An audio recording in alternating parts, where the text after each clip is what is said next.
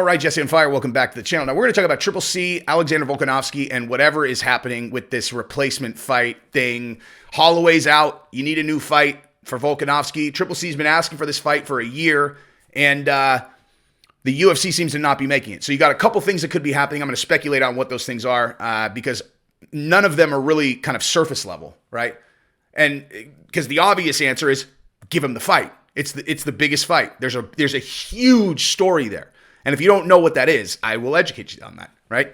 But before we do that, if you like the content, subscribe and ring the bell. We are getting really close to 50,000. We're going to do a huge drawing when we get to 50,000. Going to give a bunch of stuff away. So be in the subscriber base and you can be one of them. Or you can just subscribe to support the channel. That would be cool. If you haven't caught me on Believe You Me with Michael Bisping yet, give it a run. It was his most recent episode. Sean O'Malley was on there as well. It was a good time. Anyway, so why is this a relevant topic, right? And I mean, look, like at the end of the day, I don't like doing videos about like obvious stuff, you know, or just things that everybody's going to do. It's like, oh, is Oliveira's jiu-jitsu going to nullify blah, blah's wrestling? It's like, you know, like I want to look at things going on in the business and speculate, like, why are they not giving the biggest star who's asking for the fight where he has the opportunity to become the very first UFC fighter to be a 3-belt champion? Why are they not giving it to him, right? Like, what's happening? It's obviously the biggest fight. Now they're saying they're going to give it to Korean Zombie. Which do you think sells more? Like, we know what the incentive structure is at all times for the UFC. What sells the most pay-per-views, right? So which is going to sell more pay-per-views? Korean Zombie versus Volkanovski, or Triple C coming back, trying to be a 3-belt champion, doing his whole entire shtick, selling the hell out of this fight? I mean, obviously, Triple C is a way bigger draw. He'll do a way better job. A tremendously better job, right? So why? Why is this happening? I don't understand. And, well, actually, I think I do understand. Well, I don't know for sure, but I'm going to speculate. That's what the video is, right? So the first thing you got to ask is Triple C asking for an amount of money that is unreasonable, right? Is that, because it could be that simple. He's like, I want that fight. You know, he's on Twitter like, give me that fight, son. And then on the other side, he's like, and Hunter, I want a $3.5 million base with a couple points on the back end. They're all, what? You retired, bro? Yeah, but you know, I'd be a big draw, dude. I'd be a big draw. They're all, you ain't that big a draw. And, you know, yeah, we're not giving you that deal. So there's obviously that option. I think that there might be something else going on though, right? Because here's the thing. What do we talk about on this channel all the time? About precedent, right?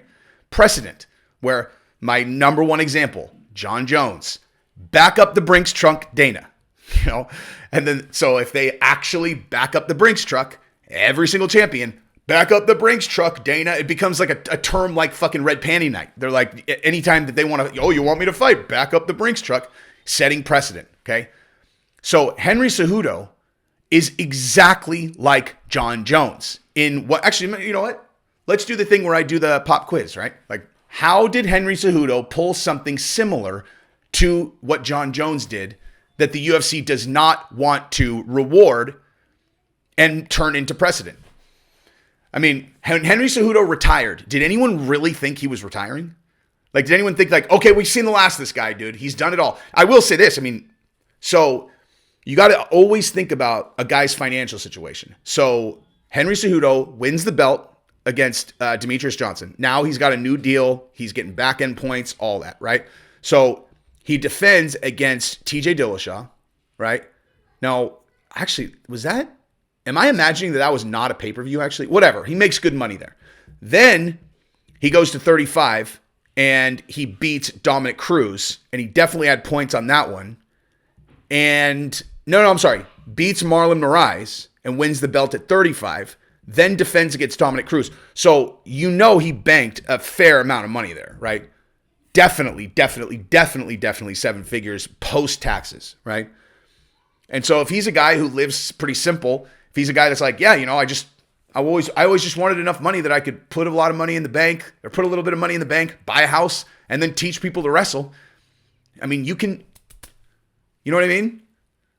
Like, I heard a rumor one time, and I have no idea if this is true. Let me just say, I have no idea if this is true. But it rung true to me because it's what I would do, right? I heard a rumor that Dana, when he scrolls Instagram and he sees some of his fighters buying outlandish stuff, he laughs, you know? And I don't even mean it like a Dr. Evil thing. Like he laughs like idiot, you know? He laughs like idiot. You're not that rich, you know? And what I mean by Dana being the one scrolling and laughing is he knows exactly how much money these guys have, right? He's like their financial advisor that has absolutely no stake in them, in their financial future, other than he actually, for all intents and purposes, has a stake in them not banking their money because then they need to fight, which is the position he wants them in from a business perspective. You know, like him laughing, as a matter of fact, let me just address that. Him laughing at them buying things on Instagram, there's nothing nefarious about that. Nothing. Now, if he is bringing them things, he's all, hey, dude, don't you want this gold chain? You know, a real man that's a real champion wears a chain that's at least $100,000. You know what I mean? Look at that watch. You don't look like a champion in that watch. Why don't you go over to Hublot and don't buy the bottom level. Don't buy the bottom level Hublot like Jesse on Fire. Buy the big dog one. Get the big bang and get some diamonds on that thing. Don't be a bitch. Okay? If he's doing that, that's one thing. But him just scrolling Instagram and being like, hey, dude, I just paid you $1 million, okay? I know how much you owe your manager. I know how much you owe your trainer. And somehow this made sense to you with your 600, or shit, not even 600, your $400,000 that you netted to go buy a $280,000 Ferrari. Awesome. Good for you. Good for me. Bad for you. Good for me. Bad for you. I didn't tell you to do it, though. You did that. You made that decision, Ferrari guy. You're going to look good, though, dude. Probably going to get a lot more of that ass. Probably going to have girls throwing it at you because they wouldn't have given it to you anyway when you're a famous UFC fighter. You probably needed the car. It's not like you couldn't have picked her up in an Uber and she'd have banged you anyway, right? Being a famous UFC fighter. You needed the Ferrari. Good job. Buy another one. You should probably buy another one, you know? So, sorry, but that's just reality, right? But if you're smart and you make $5 million, you net a couple mil, okay? If you go talk to any financial advisor and you're like, how much do I need to retire for real? Like where I don't have to worry about money anymore, like permanently. They'll tell you a number around $2 million, maybe 2.5, okay? Where you can live on the interest pretty comfortably forever, right? Buy your house, cash, buy your cars, cash, still have about 8 to 12, 8, depending on the market, $7,000 to $15,000 a month to live on. You're living good, dude, forever. Like that'll never go away. Okay. So if you bank a couple mil, not buying Ferraris, you're good. So Henry Cejudo, I would imagine, probably did that, right? But did you really think that was real? Did you really think he was going to retire and just kind of, I'm done with the UFC. That's not why he did it. Okay. I don't think that's why he did it. I think he did it as a negotiation platform, right? Like where he's like, he's the champion at 125. He just dethroned Demetrius Johnson. Then he just dethroned, then they lost TJ and he beat him at 25 anyway. So he, for all intents and purposes, he is the legit 35 champion because he beat the legit 35 champion at 25 before he won the vacant belt at 35. So he's the undisputed, as far as I'm concerned, champion at 35 and 25. And then he defends it at 35 against the former champ, okay? And at the time, bantamweight was light because it was one of those weird things where, like, when TJ had been champion for a long time, you didn't realize how good all the contenders were. You had no idea, Like sometimes you chop the head off of a snake and you realize you got a light division, light heavyweight as an example. Bantamweight, you chop the head off that snake, you don't really realize how good the contenders are, and all of a sudden you're like, oh my God, this is the most stacked division in the entire UFC. I should do another video about that, actually, about why divisions are so stacked in the lighter weights. I mean, I could just tell you right now. It's because huge dudes don't feel afraid when they're young. It's as simple as that, dude. If you're if you're an enormous human being, you get to walk around thinking you're a savage without having to work at it. You don't need to do anything, You've never felt that feeling of like, man, some big dude might hurt me, or a big dude did hurt me, or a group of dudes hurt me, Like when you're a kid, it's like prison rules. People will gang up on weak kids, and the big ass guy is never the weak kid. The small guys are, and it takes 1 to 2 times of you feeling like you're the victim of whatever before you're like, I think I'm going to start preparing myself. Or at the very least, even if I don't prepare myself, I'm never going to let anyone press me like that ever again. And then they turn into, a 135-pound contender in the UFC if they dedicate their life to it, or 145, whatever. Anyway, but so Cejudo had the world by the balls. And he thought he had the UFC by the balls, right?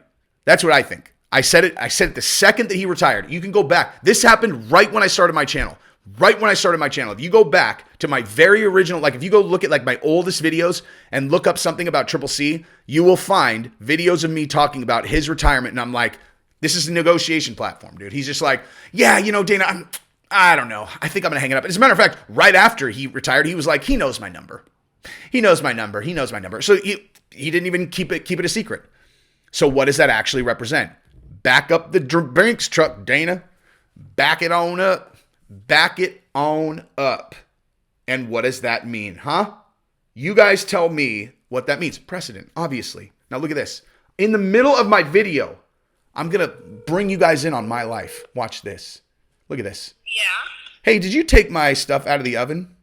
Sure did. You were the best, babe. I love you. I'm going to finish my video now. Look at that. Who gives you access like that, huh? Who? The guy who's tinting my car windows just got here also. So let me finish my point. So he thinks he's negotiating. And what he actually did is he set precedent. And what does that mean? Why is he not getting this fight? Because the UFC is like, no, see, it's the opposite of what you think. Back up the Brinks truck, Dana, means no, we're not going to do anything that you ask. Henry Cejudo says, I retire. I'm just going to retire. They're all, well, we have you under contract. So, if you ever decide to come back, all you've done is extended your contract. So let us know. Let us know if you change your mind. And by the way, you relinquished your belts. So if you think you're getting back end or any kind of special treatment for this 45 challenger thing, you're not.